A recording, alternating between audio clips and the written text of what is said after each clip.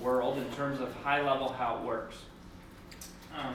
Well, one of my favorite things to understand is just what are the roles.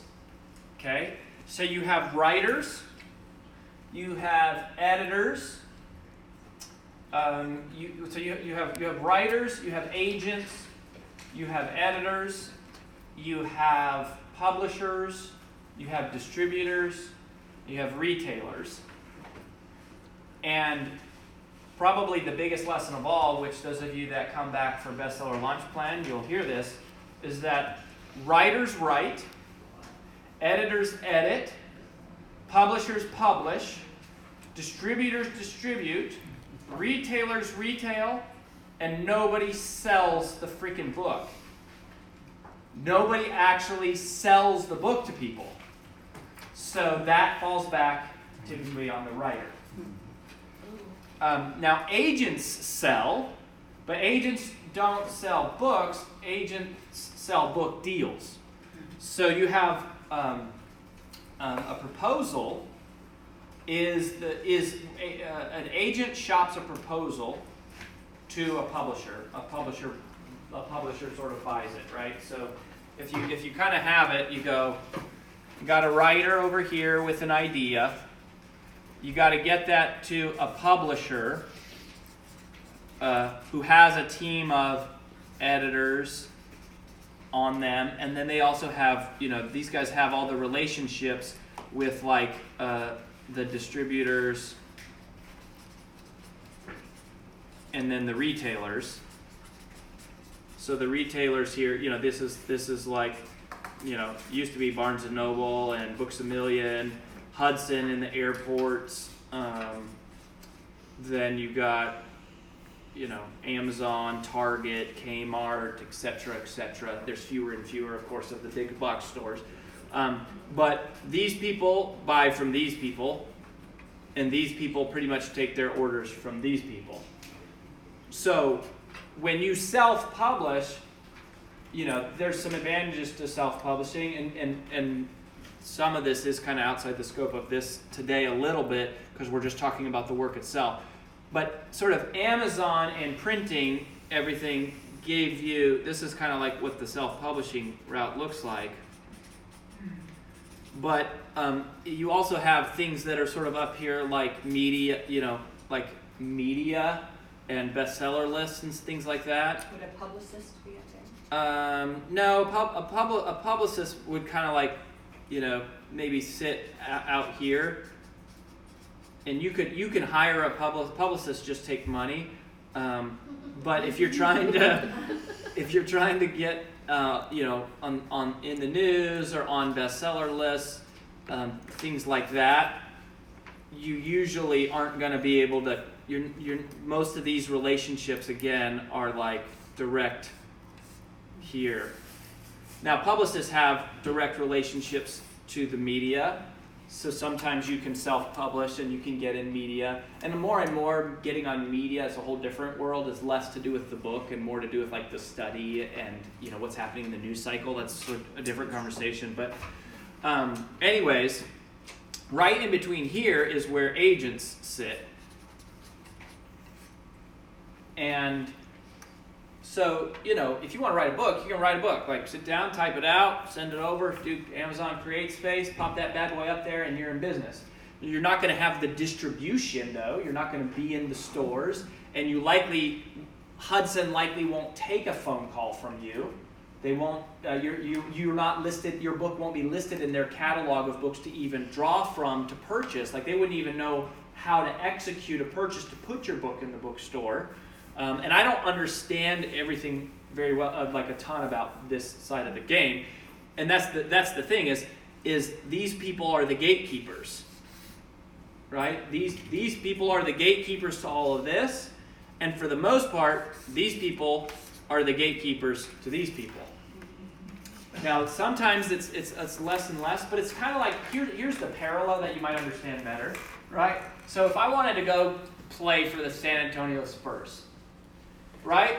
The odds of me walking to the stadium, getting in the stadium, find the coach and being like, "Hey, coach, like I'm really good at basketball. I would like to get 5 minutes to show you what I can do, and actually sign a contract and become an NBA star is like pretty impossible. Yeah. It kind of, things happen like that. There was a story about a guy, this actually is fairly a recent story, from Colorado Rockies.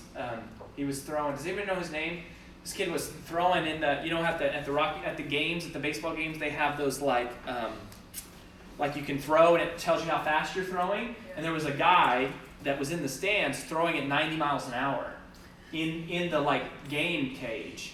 And he ended up signing a deal with the Oakland A's and getting a contract. So he was at the Rockies game, and I don't remember, like an agent saw him or somebody saw him throwing in the 90s. And then, anyways, this was like, it was college students. This was a real life story, like in the last. Posted it on Twitter, and then the video. That's right. Yeah, someone posted on Twitter, and the video went viral, and then the Oakland A's contacted him. And he signed a deal. Yeah, so that's how. So, anyways, barring that one example out of literally a billion, it doesn't happen. It doesn't happen. We should feature that story on our blog and talk about this.